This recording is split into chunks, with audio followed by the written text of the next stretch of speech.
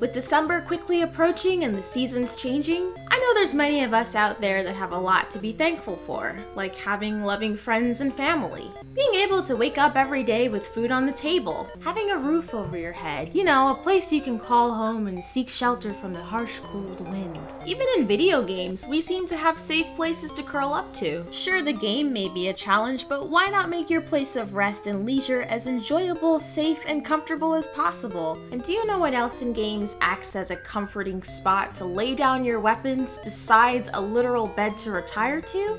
A hub world. Hub worlds, home worlds, whatever you want to call it, are freaking awesome. They're essentially little towns or special locations that the player will normally return to between gameplay to rest up and recharge, and chill back from all the madness taking place within the game. The hub world is like your home away from home, your Airbnb, your place of familiarity, while you traverse from place to place. If you really think about it, the idea of a home is such a powerful concept, as everyone has a strong emotional attachment to places in which they've made their fondest memories. The home is the place where they feel they can truly let their guard down and return to at the end of a long day. Just like a home, hub worlds can elicit so many different feelings. Now, you don't need to have a hub world to have a great game. In fact, not every game has a hub world. But when used correctly, they can really add that extra bit of love and sentimental value to a video game. And personally, I find them to be quite interesting as they don't all function in the same way. Some games have vast hub worlds, and some have very simplistic, straight-to-the-point worlds. And some games just have a room with portals. The detail varies, and regardless of having more or less detail, the way the world is employed is the most important element and can really enhance a player's overall experience. Dragon Ball FighterZ, for example, has a really simplistic hub world. Everything is easy to find and straight to the point. It's set up to look like a grand martial arts event, with the main stage being at the center of the world. There's an area to play story mode, do training sessions, and it's all neatly organized into sections. And even though it's basic in design, it's the crucial spot for interacting with other players. It's intentionally simplistic to not only make navigation more straightforward and easy on the eyes, but to also put more focus on the person-to-person interaction, as being able to communicate with players outside of matches provides us with a deeper sense of immersion. This implementation of the hub world can also be seen in games like Splatoon. I can show off my cool avatars and stickers and trash talk other players with my crude expressions before they completely annihilate me in a match. Even in games like Mass Effect, your spaceship, the Normandy, would be considered a hub world of sorts. It's a familiar, safe place you return to after traveling to new planets, and each time you return, you're met with new and more entertaining interactions from your crew,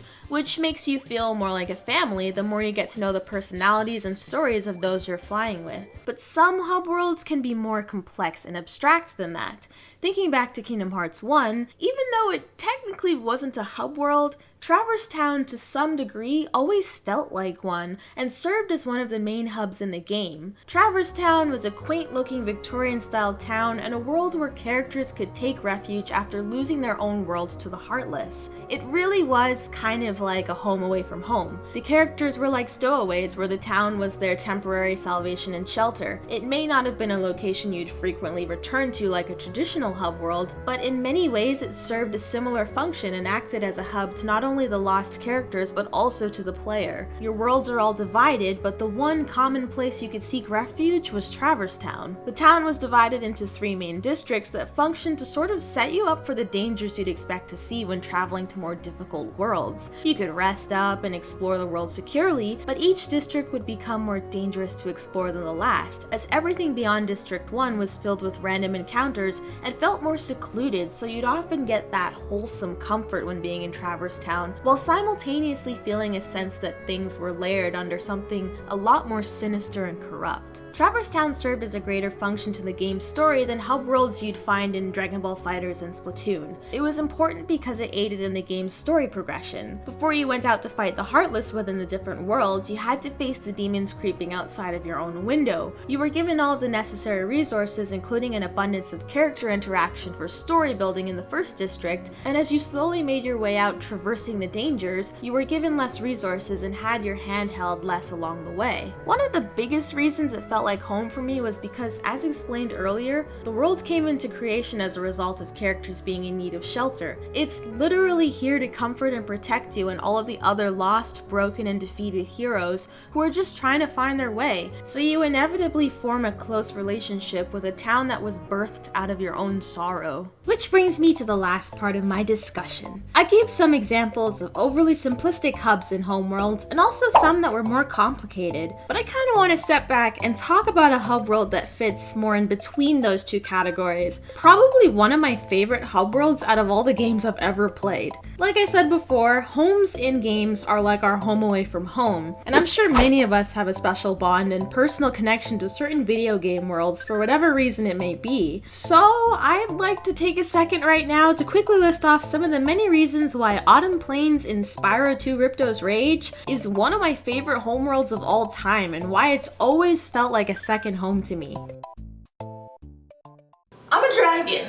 I'm gonna tell you about Autumn Plains. Autumn Plains totally embodied that Victorian, middle-aged kind of theme. It was a perpetual autumn environment with beautiful stone walls and golden brown leaves and red trees that scattered themselves along a grassy courtyard along a beautiful view of a marble pool that you'd see front and center upon your arrival. Not only was the world beautiful, but it contained some of the best levels in the game. I'm a dragon. It was such a rich and wondrous place to explore with secrets around every corner. As a dragon, I felt like I truly belonged there.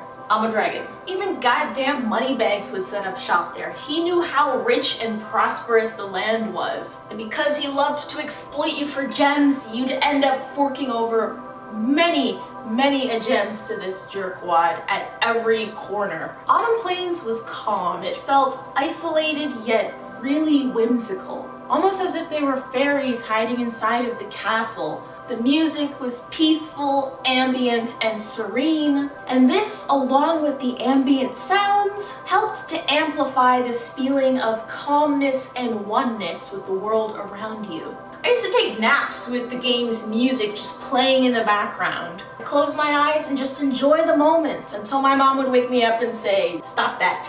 You're wasting electricity." There were just so many secrets in this homeworld compared to all of the other worlds in Spyro 2. There were so many hidden rooms. You could break walls inside of the castle, unlocking portals and hidden gems. You could climb the castle walls that revealed a giant throne room and glide from the highest point of the castle to the rooftop gallery and just other cool isolated spots. It was the first place I learned about the pool glitch. You know, the one where you're swimming in the sky. I found that one on accident and I thought, what the heck, that's kind of cool, flying in the sky. It just looks like a location that you'd see in a children's fantasy novel or Dragon Tales or Jane and the Dragon. There was just an abundance of things to explore, and I remember being really disappointed when I had to leave Autumn Plains for the Winter Tundra homeworld.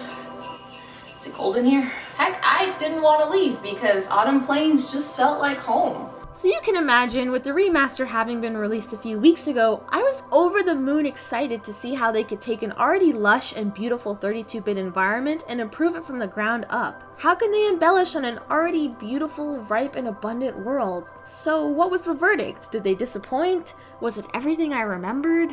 Oh, tiptoe from the garden, along the willow tree, and tiptoe through the tulips with me.